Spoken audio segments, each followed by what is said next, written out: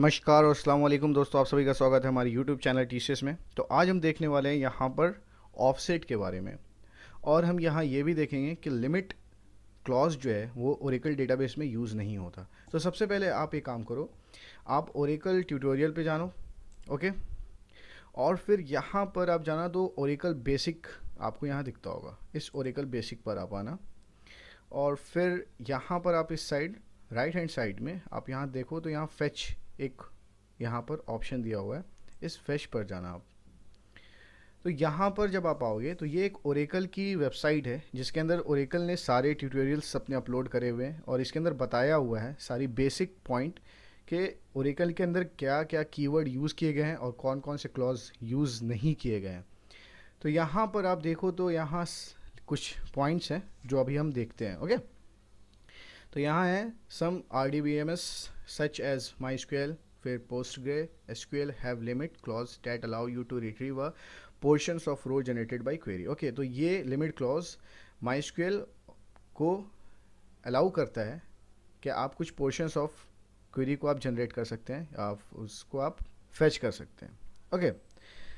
अब आप नीचे अगर आप देखोगे तो यहाँ पर आपको यहाँ पे कुछ दिखती होगी, यहाँ पर क्वेरी आपको यहाँ दिख रही है। इस क्वेरी के अंदर क्या है कि यहाँ पर लिमिट क्लॉज का इस्तेमाल किया गया। ये लिमिट क्लॉज क्या करेगा, कुछ पोर्शन तक, सिर्फ 5 पोर्शन है, अगर सपोज एक टेबल के अंदर 10 रो है, उस 10 रो के अंदर से सिर्फ 5 रो ही फेच करेगा, स्टार्टिंग के 5 रोज, और जो 5 रोज जो बचे हुए हैं वो फेच नहीं करेगा।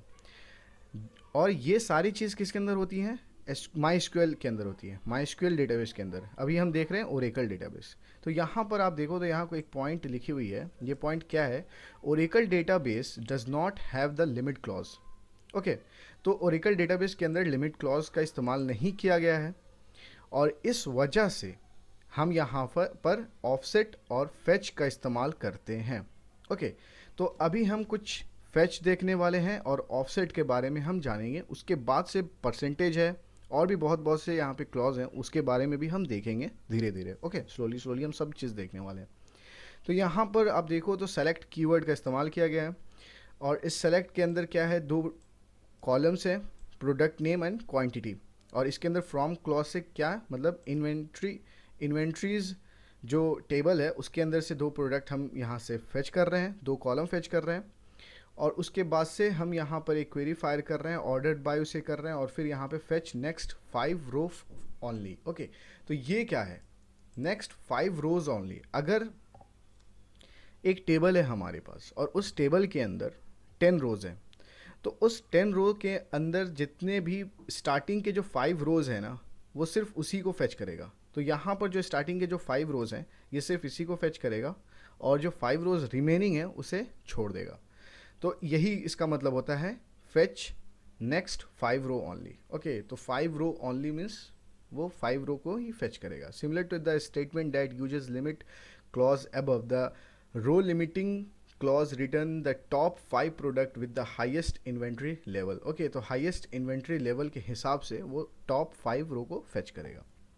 अब यहाँ पर अगर सपोज हमें स्टार्टिंग के 5 रो को फेच नहीं करना, लेकिन उसके बाद के जो बचे हुए 5 रोज हैं उसे अगर हमें फेच करना होगा, तब हम यहाँ पर ऑफसेट का इस्तेमाल करेंगे with the help of fetch, okay. तो फेच के साथ हम ऑफसेट का इस्तेमाल करेंगे, और उसके अंदर हम फिर यूज़ करने वाले हैं कौन से, हम यहाँ पर ऑर्डर्ड बाय क्लॉज का इस्तेमाल हम करेंगे। विदाउट ऑर्डर्ड बाय क्लॉज का आप यूज़ तो कर सकते हो, आप क्वेरी भी फायर करोगे, वहाँ पे कोई एरर भी नहीं आएगा, लेकिन वो उस वे में सॉर्ट नहीं करेगा और उस वे में आपको आउटपुट नहीं शो करेगा। तो यहाँ पे ये प्रॉब्लम आ सकती है और आपको समझ में भी नहीं आएगा कि आखिर ये हो क्या रहा है। तो ऑर्डर्ड बाय क्लॉज का काम आपको पता होगा कि ऑर्डर्ड बाय क्लॉज करता क्या था, कि हर एक रो को एक ऑर्डर्ड में करता था।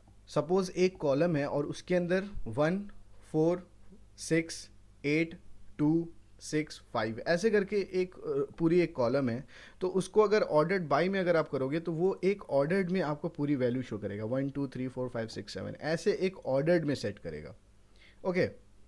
तो यही ऑर्डर्ड बाय होता है। तो जब ऑर्डर्ड बाय अगर हम करते हैं उसके बाद से अगर हम ऑफसेट निकालेंगे तब वो हमें सारी आउटपुट हमें देगा, अदरवाइज नहीं देगा। तो अभी हम ऑफसेट और ऑर्डर्ड बाय और फिर यहाँ पर फेच कीवर्ड का इस्तेमाल हम करने वाले हैं। और अगर आप नीचे अगर आओगे तो यहाँ पर आप बहुत सी चीज़ें देखोगे। ओके, बहुत सी चीज़ें मीन्स क्या, नेक्स्ट फेच नेक्स्ट 10 रोज़। ओके, तो ये फेच के बारे में आपको मैं बता दिया।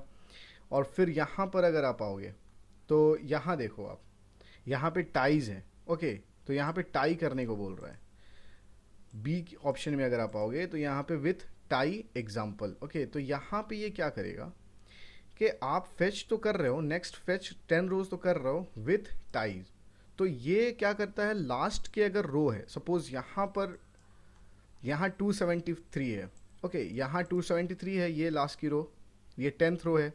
और यहाँ पे 11th एंड 12th रो जो है, इसके अंदर भी जो कॉमन जो क्वांटिटी है वो 273 एंड 273 है। तो ये लास्ट के रो को कंपेयर करेगा। अगर इस लास्ट के रो की तरह ही अगर और भी वैल्यूज़ हैं तो उसको वो फेच करके शो कर देगा। अगर सपोज यहाँ पे 7 रहता, इस रो में यहाँ पर 7 रहता और यहाँ पर भी 7 7 रहता दोनों रो के अंदर, तो वो दोनों को ये शो करता। अगर यहाँ पे 5 और 5 रहता है और यहाँ 7 रो रहता लास्ट 10th रो, तो ये यहाँ पर ये आउटपुट हमें यहाँ शो नहीं होता। तो इन सभी को मैं प्रैक्टिकल करके आपको मैं बताऊँगा।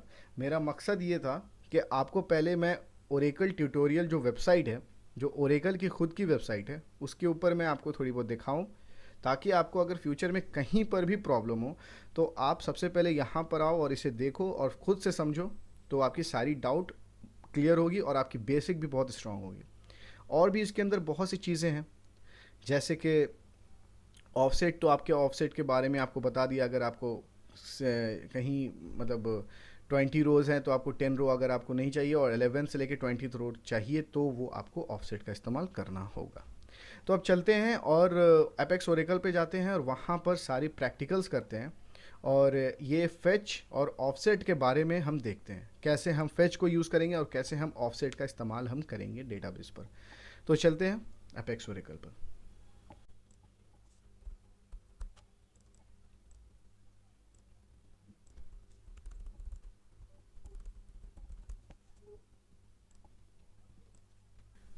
तो ये हमारी एपेक्स ओरेकल टेबल रही। ओके, और इसके अंदर एम्प्लॉयज़ टेबल है और इसके अंदर हमारे पास क्या क्या है, employee name, employee number, job, hire date, salary, commission, store ID. Okay, तो ये सभी हमारे पास हैं।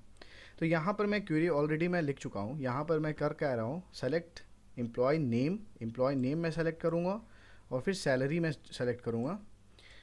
उसे ऑर्डर्ड बाई कर रहा हूँ, सैलरी को मैं ऑर्डर्ड बाई कर रहा हूँ। सैलरी को मैं ऑर्डर्ड बाई कर रहा हूँ मीन्स यहाँ पे जो 5000, 2850 ऐसा ऐसा वैल्यू है ना, ये सभी एक ऑर्डर्ड में हो जाएगा। एक 5000 या सबसे स्मॉल, उसके बाद से लार्ज, उसके बाद से लार्ज वैल्यू, ऐसी हमारी वैल्यू रहेगी। ओके, फिर यहाँ मैं क्या कर रहा हूँ, फेच नेक्स्ट 5 रोज ओनली। तो यहाँ पर आप देखो तो नेक्स्ट 5 रो ओनली का इस्तेमाल मैं कर रहा हूँ, फेच मैं कर रहा हूँ। तो अगर ये मैं काम करता हूँ यहाँ पर और इसे मैं रन करता हूँ तो देखते हैं हमारी वैल्यू कौन कौन सी आने वाली है। तो यहाँ देखो आप, हमारी एम्प्लॉय नेम ओके सिर्फ 5 रो आ रही है और सैलरी भी सिर्फ 5 रो ही हमें मिलती है यहाँ पर। अब यहाँ पे सबसे पॉइंट वाली बात क्या है कि ये ऑर्डर्ड बाई में किया है या नहीं करा है इसने।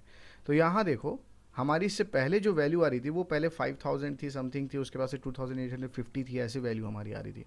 तो यहाँ देखो 800, 950, 1100, 1250, 1250, तो ऐसे हमारी सारी वैल्यू यहाँ पर हमें शो हो रही है। तो ये पहले ऑर्डर्ड बाई में करेगा। तो ऐसे करके आप यहाँ पर फेच का इस्तेमाल आप कर सकते हो। अगर फेच के अंदर ही हमें अगर ऑफसेट का इस्तेमाल करना हुआ तो ऑफसेट को कैसे हम यहाँ लिखते हैं वो अब हम देखते हैं। तो यहाँ पे ऑफसेट का इस्तेमाल अगर हम करते हैं तो ऑफसेट में क्या करते हैं, ऑफसेट 10 रोज़ और फिर फेच नेक्स्ट 10 रोज़ ओनली। तो हम यहाँ पे क्या करते हैं, इसे कॉपी करते हैं और इसके सबसे टॉप में यहाँ पर इस जगह पर हम क्या करते हैं, ऑफसेट को हम पेस्ट कर देते हैं और ये क्या करेगा, इसे हम क्या करते हैं 10 रो कर देते हैं, क्योंकि अगर ऑफसेट वो 10 रो कर रहा है तो वो 10 रो ही हम यहाँ पे करते हैं। अब देखो यहाँ पर क्या होता है, हमें यहाँ पे सैलरी क्या शो कर रहा है 2950, फिर 3000, 3000 एंड 5000। तो आफ्टर 10 रोज़ हमारे पास टोटल जो है, अगर एम्प्लॉय टेबल को अगर आप देखते हो यहाँ पर, तो एम्प्लॉय टेबल के अंदर टोटल यहाँ पर 14 रो है। तो अगर मैं 10 रो के बाद सारी वैल्यू का अगर फेच करूँगा तो ऑब्वियस है मुझे वहाँ पे सिर्फ 4 रो ही मिलेगा। तो अगर मैं इसे फेच कर रहा हूँ तो यहाँ पे देखो हमें सिर्फ 4 रो ही मिलता है। वो लास्ट के 4 रो जो हैं जोन्स, स्कॉट, फोर्ड, किंग, तो उनकी सारी सैलरी बताता है और उनके नेम्स यहाँ पे बता रहा है। तो ऐसे आप यहाँ पर ऑफसेट का इस्तेमाल करोगे। ऑफसेट आप कहाँ पर इस्तेमाल करोगे मैं बता देता हूँ फिर से। ऑर्डर्ड बाय और फेच के बीच में आप ऑफसेट का इस्तेमाल आप करोगे। ओके, और अगर सपोज यहाँ पे मैं क्या करता हूँ, ये जो है टाई जो है, ये जो फेच, ये जो बी कॉलम है, इसके अंदर जो टाइज का इस्तेमाल किया गया है, टाई का इस्तेमाल किया गया है, तो इसको मैं क्या करता हूँ, यहाँ पर टाई का इस्तेमाल करता हूँ। ओके, 10 रोज विथ टाइज, और इसे मैं रिमूव कर देता हूँ या इसे भी रन करता हूँ मैं इसी तरह। तो यहाँ देखो हमें फिर से वो 4 रोज शो कर रहा है क्योंकि मैं ऑफसेट का इस्तेमाल कर रहा हूँ। ऑफसेट को मुझे फ़िलहाल के लिए रिमूव करना होगा और फिर से मुझे इसे रन करना होगा। अब देखो यहाँ पर हमें कितनी वैल्यूज़ मिल रही है। यहाँ पे हमें 10 वैल्यू मिल रही है। 10 वैल्यू कौन कौन सी, ये क्या करता है, नेक्स्ट 10 रो फेच कर रहा है विथ टाइज। तो यहाँ पे जो लास्ट की जो 2850 है, वो जॉब जो सैलरी कॉलम है उसके अंदर 2850 वैल्यू दोबारा नहीं होगी, इस वजह से वो 11th कॉलम फेच नहीं कर रहा।